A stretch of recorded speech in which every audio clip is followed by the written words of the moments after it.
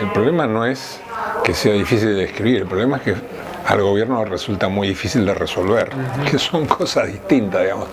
Yo creo que en la descripción, más allá de algunos matices que cada uno pueda tener, la descripción no me parece tan difícil.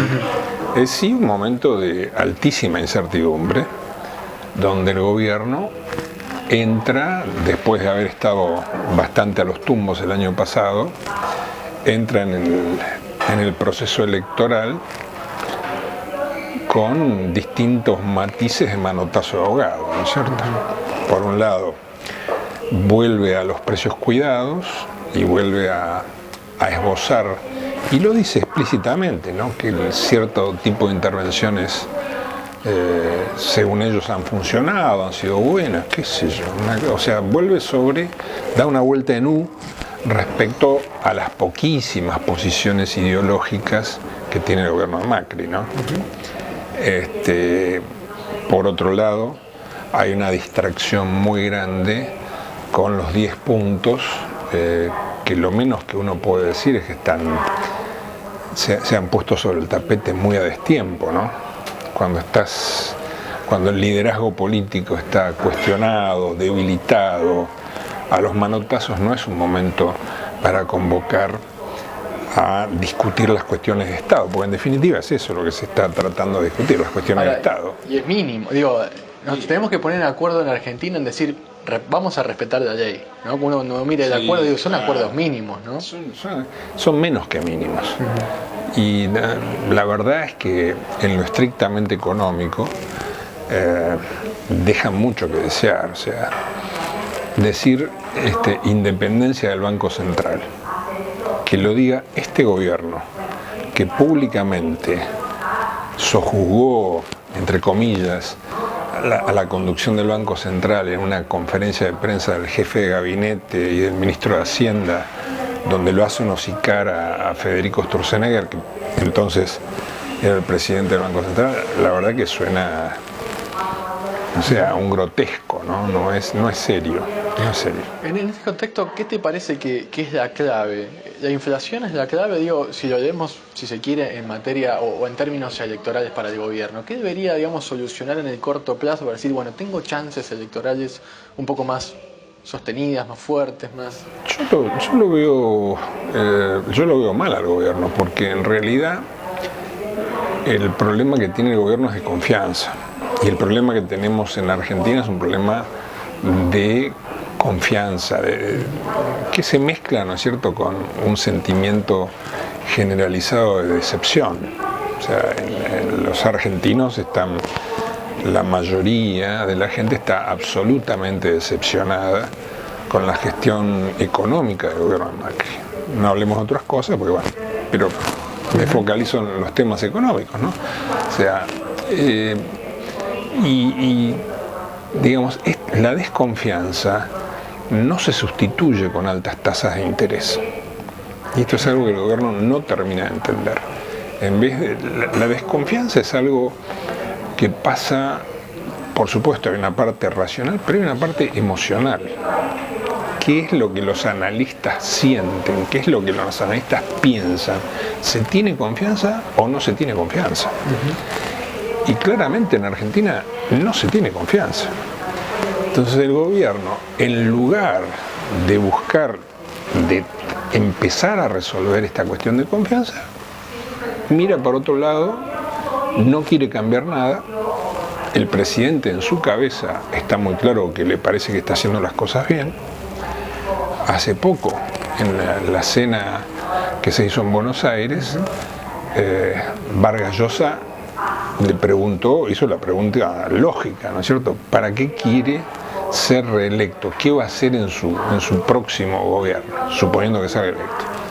Y el presidente lo que dijo es, voy a hacer lo mismo pero más rápido. Entonces, ¿qué quiere decir eso? Me da una sensación como que no termina de entender lo que está pasando, ¿no? Ahora, hay algunos economistas que dicen, bueno, pero me parece que se está mirando con mucho pesimismo la economía argentina, ¿no? Están pasando algunas cosas en el mundo que también nos impactan de lleno. evidentemente no coincidís con eso, ¿o crees que son todos errores, digamos, propios? No. Indudablemente hay una influencia internacional. Lo que son errores propios es lo que se llama una situación de high beta o un alto beta. ¿Qué quiere decir un alto beta? Quiere decir que las turbulencias que pueda haber en el mercado internacional le pegan mucho más a Argentina que a cualquiera de los países vecinos, por ejemplo. ¿Y por qué le pegan más que a los países vecinos? Bueno, porque la Argentina está en un mundo de desequilibrios macroeconómicos que no se logran poner en caja. Ya son más de 3 años de gobierno, más de 3 años de gobierno. Y hay una carrera entre tratar de poner, por ejemplo, el déficit fiscal no encaja, pero más o menos encaja, ¿no es cierto? Y una desconfianza muy grande que lleva a desplazamientos de la demanda de dinero y hace todo la política económica muy difícil. O sea, no es cuestión de adjudicarle, lo internacional tiene importancia, pero lo internacional en todo caso impacta en forma amplificada, dada la debilidad de la política económica en Argentina, ¿no? Esta semana tuvimos algunos acontecimientos relacionados con la guerra comercial, ¿no? Esta disputa entre China y Estados Unidos. Sí. El dólar, digamos, se movió un poco, no se movió tanto como veíamos que se venía moviendo. ¿Te parece que hoy el Banco Central es más creíble en poder contener la situación con estas nuevas herramientas que tiene?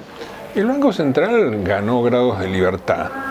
Ahora, resulta muy difícil medir adecuadamente si la estabilidad del dólar spot, o sea, el dólar día a día que estamos viendo, está bien y es resultado de la política de contención y los cambios en la intervención en el mercado cambiario, o es resultante de algo sobre lo cual no hay buena información, que es la operación del Banco Central sobre el mercado de futuros.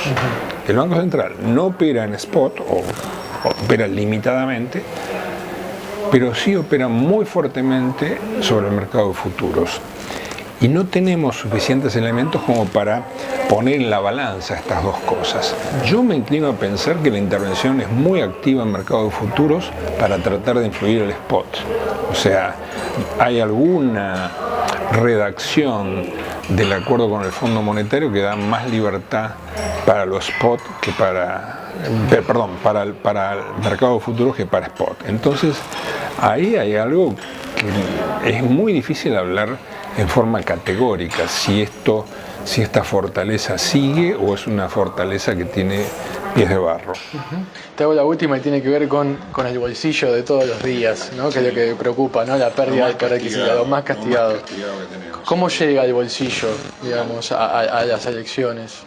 Yo no veo, va a haber algunas mejoras, ¿no es cierto?, de algunos convenios salariales, pero vienen de una situación de pérdida muy fuerte y vamos a ver qué es lo que pasa con el control de la inflación. Vamos a ver qué es lo que sucede. La clave es esa. Si seguimos con una inflación superior al 2% mensual o superior al 4%, como parece ser la de abril, y esto tiene patas cortas. O sea, si no se pone en caja a la inflación por distintas razones, creo que los aumentos nominales que se van a conocer en estos días, que ya algunos ya se conocen, como por ejemplo el sindicato de YPF, los aumentos que ha tenido, etcétera, que lucen en papel muy alto, vamos a ver qué es lo que pasa con cuando se cobre, qué es lo que pasa, cuánto se cobra en términos reales. Yo creo que vamos a seguir muy golpeados hasta las elecciones. Las elecciones quedan, a mi modo de ver, demasiado lejos.